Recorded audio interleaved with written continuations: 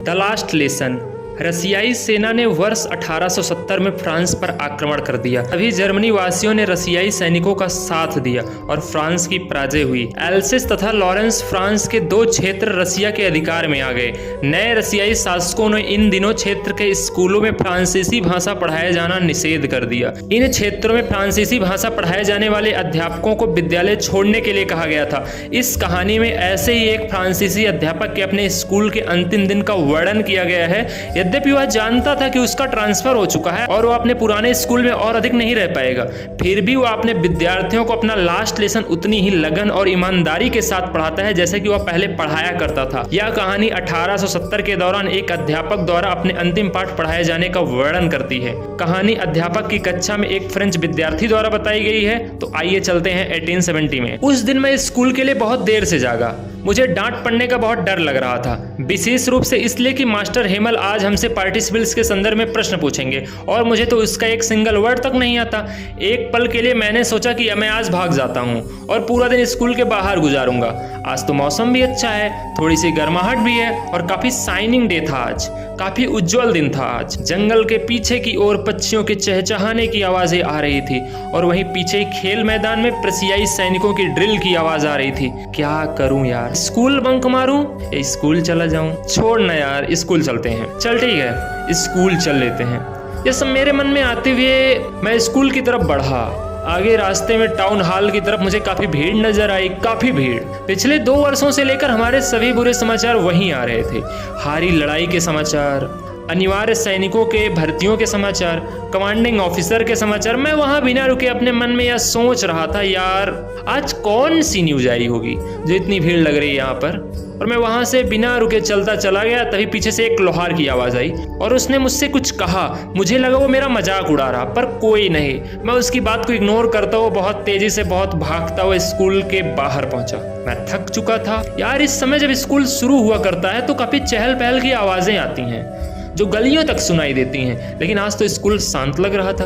कोई आवाज नहीं आ रही, ना डेस्क्स की आवाज आ रही है, ना बच्चों के बोलने की आवाज आ रही है और ना ही टीचर के बेंच पीटने की आवाज आ रही है। अबे यार, मैंने तो यह सोचा था कि चहल पहल में मैं चोरी छुपे अपने डेस्क पर जाकर बैठ जाऊंगा, पर यहाँ तो मामला बिल्कुल अलग है। पूरा स्कूल शांत था, जैसे कोई संडे मॉर्निंग हो। और जब मैं स्कूल के अंदर घुसा तो बच्चे पहले से ही बेंचों पर मौजूद थे। मुझे लगा कि लगता है आज मैं पिटूंगा। मैंने जैसे ही गेट खोला मुझे एक बहुत प्यारी आवाज सुनाई दी और वह मेरे टीचर की आवाज थी। उन्होंने मुझसे कहा, गो टू योर प्लेस। मैं अपने बेंच पर बैठ गया, लेकिन इतनी प्यारी आवाज ने मुझे अचंभित कर दिया था।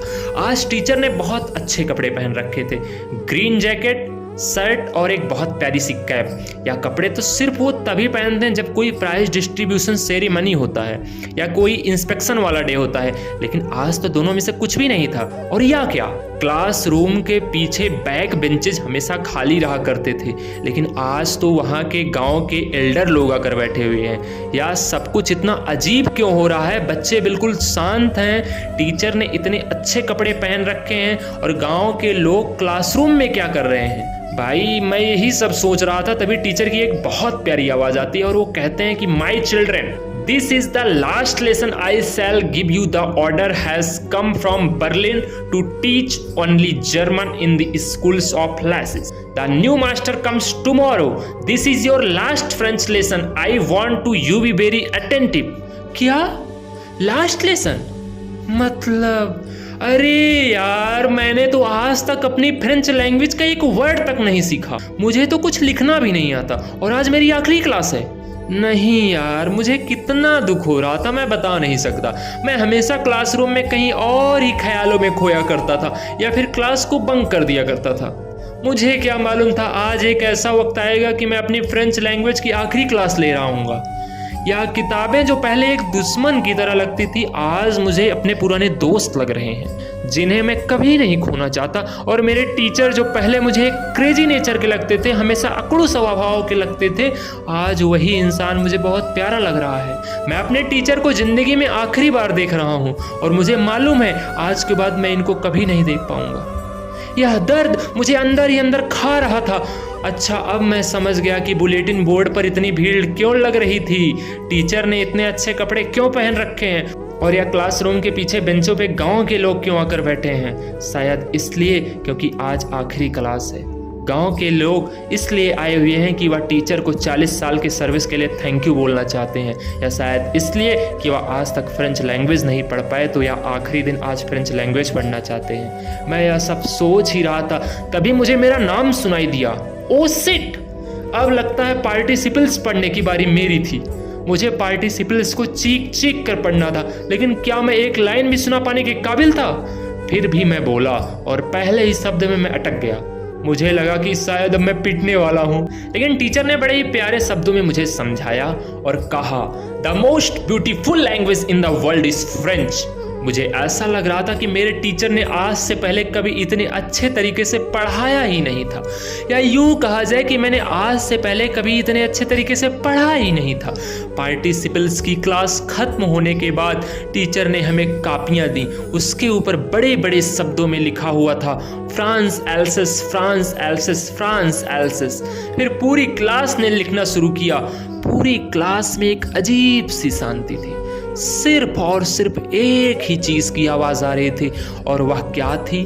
कापियों पर लिखने की आवाज, पेंसिल से लिखने की आवाज। सब बहुत ही खामोशी से लिख रहे थे। तभी मुझे छत के ऊपर कुछ कबूतरों के आने की आवाज आई, और वह कबूतर गुटुरगू कर रहे थे। मैंने अपने मन में सोचा, क्या यह जर्मनी वाले इन कबूतरों से भी जर्मनी भाषा बुलवाएंगे? कुछ समय बाद एक बेल बजती है और जर्मनी के सेनाओं के ड्रिल करने की आवाज क्लासरूम के पास तक आ रही थी। मास्टर हिमल पीछे मुड़े और उन्होंने चाक उठाया और बड़े ही ताकत के साथ ब्लैक बोर्ड पे बड़े बड़े अक्षरों में लिखा, फ्रांस हमेशा आजाद रहे। और उन्होंने अपना सर ब्लैक बोर्ड की तरफ ही रखा और बिना मुड़े यह इशारों में कहा कि क्लास खत्म हो गई है और आप लोग अब जा सकते हैं। Thank you guys for watching this video. यही था चैप्टर।